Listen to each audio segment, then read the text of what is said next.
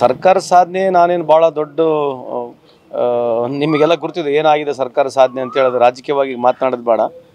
ವೈಯಕ್ತಿಕ ಸಾಧನೆಗಳು ಆಗಿರ್ಬೋದು, ಆದರೆ ಸರ್ಕಾರದ ಸಾಧನೆ ದೇಶದ ಸಾಧನೆ ಬಗ್ಗೆ ನನಗೇನು ಒಳ್ಳೆಯ ಅಭಿಪ್ರಾಯ ಇಲ್ಲ. ಯಾಕಂದರೆ ನಾನು ದಿನ ಬೆಳಗ್ಗೆ ಅದ್ರ ಬಗ್ಗೆನೇ ಮಾತನಾಡ್ತೀನಿ.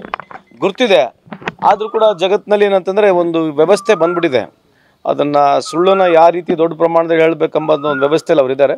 ಹಂಗಾಗಿ ವೈಯಕ್ತಿಕ ಅವ್ರಿಗೆ ಲಾಭ ಆಗಿರ್ಬೋದು, ಅಷ್ಟು ಬಿಟ್ಟರೆ ದೇಶಕ್ಕೇನು ಲಾಭ ಇಲ್ಲ ಅಂತ ಈ ಸಂದರ್ಭಕ್ಕೆ ಹೇಳಲಿಕ್ಕೆ ಇಚ್ಛೆ ಬಯಸ್ತೇನೆ.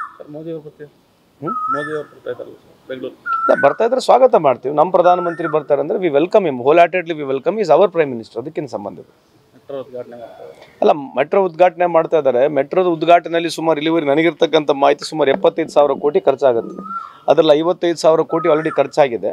ಅದು ಕೇಂದ್ರ ಸರ್ಕಾರ ರಾಜ್ಯ ಸರ್ಕಾರ ಎರಡೂ ಮಾಡಿರ್ತಕ್ಕಂಥದ್ದು. ಕೇಂದ್ರ ಸರ್ಕಾರದ ಕೇವಲ ನನ್ನ ಪ್ರಕಾರ 13% ಪಾಲ್ಗಾರಿಕೆ ಇರ್ತದೆ. ಇನ್ನು ಉಳಿದಿದ್ದು 87% ರಾಜ್ಯ ಸರ್ಕಾರ ಆಗುತ್ತಿರ್ತಕ್ಕಂಥ ನನ್ನ ಅಭಿಪ್ರಾಯ. ಸೊ ಹಂಗಾಗಿ ಬರ್ತಾ ಇದ್ದಾರೆ, ಉದ್ಘಾಟನೆ ಮಾಡ್ತಾರೆ. ಆದರೆ ನನಗೇನಂತಂದರೆ ನಮ್ಮ ರಾಜ್ಯ ಸರ್ಕಾರದ ಮೈಲೇಜ್ ಕೂಡ ಜಾಸ್ತಿ ಇರಬೇಕು, ಕೇಂದ್ರ ಸರ್ಕಾರದ ಮೈಲೇಜ್ ಕಮ್ಮಿ ಇರಬೇಕೆಂಬುದು ನನ್ನ ಅಭಿಪ್ರಾಯ. ಯಾರು ದುಡ್ಡು ಹಾಕಿರ್ತಾರೆ ಅದ್ರ ಬಗ್ಗೆನೂ ಹೇಳಬೇಕೆಂಬುದು ಅಂತ ಕರ್ನಾಟಕ ರಾಜ್ಯದ ಸರ್ಕಾರದ ಕಾರ್ಯಕ್ರಮ ಅದು. ಸೊ ಕೇಂದ್ರ ಸರ್ಕಾರಕ್ಕೆ ಕರ್ನಾಟಕ ಸರ್ಕಾರದ ನೋಡಿದ್ರೆ ರಾಜ್ಯ ಸರ್ಕಾರ ದುಡ್ಡು ಜಾಸ್ತಿ ಇದೆ ಅಂತ ಈ ಸಂದರ್ಭಕ್ಕೆ ಹೇಳಲಿಕ್ಕೆ ಇಚ್ಛೆ ಬಯಸ್ತೇನೆ. ನಿಮ್ಮ ಸರ್ಕಾರ ದುಡ್ಡು ಜಾಸ್ತಿ, ಕರ್ನಾಟಕ ಸರ್ಕಾರ ದುಡ್ಡು, ಕರ್ನಾಟಕ ಸರ್ಕಾರ ಎಲ್ಲ ನಿಮ್ದಲ್ಲ. ಕರ್ನಾಟಕ ಸರ್ಕಾರ, ಕೇಂದ್ರ ಸರ್ಕಾರ ಅಂದ್ರೆ ನಮ್ದಲ್ಲ. ಕರ್ನಾಟಕ ಸರ್ಕಾರದವರೇ ಜಾಸ್ತಿ ದುಡ್ಡನ್ನ ಎಲ್ಲಾ ಸರ್ಕಾರಗಳು, ಕರ್ನಾಟಕದ ಎಲ್ಲಾ ಸರ್ಕಾರಗಳು ಯಾವುದೇ ಸರ್ಕಾರ ಬಂದ್ರು ಕೂಡ ಕರ್ನಾಟಕದ ಶೇರ್ ಜಾಸ್ತಿ ಇದೆ ಅಂತ ಹೇಳ್ತಕ್ಕಂಥ. ಮೈಲೇಜ್ ಜಾಸ್ತಿ ಆಗ್ತದೆ ಅಂತ ಮೋದಿ ಅವರಿಗೆ ಅವ್ರಿಗೆ ಫ್ರೀ ಸಿಕ್ಕಿದೆ ಅಲ್ಲ ಮೈಲೇಜ್ ಮೊದಲಿಂದ. ಅವರಿಗೆ ಗಿಫ್ಟೆಡ್ ಫಾರ್ ಮೈಲೇಜ್ ಅಲ್ಲ ಅವ್ರದ್ದು, ಅದೇನು ಹೇಳ್ಬೇಕು.